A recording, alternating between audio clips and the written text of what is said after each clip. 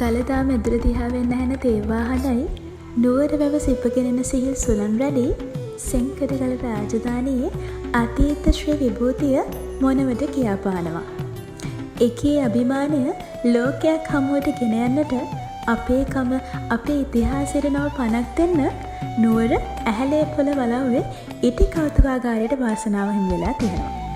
මේක ලංකාවේ පළවෙනි ඉරිරුව කෞතුකාගාරය.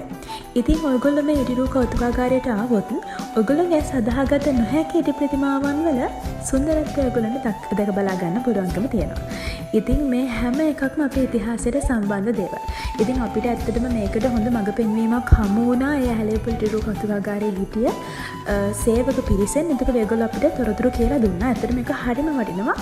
ඉතින් මේක නිර්මාණය කරලා තියෙන්නේ අතුල කුමාර හේරත් කියන අති දක්ෂ ඉරිරුව නිර්මාණ ශිල්පියා. ඉතින් ඔයගොල්ලොත් ගිහිල්ලා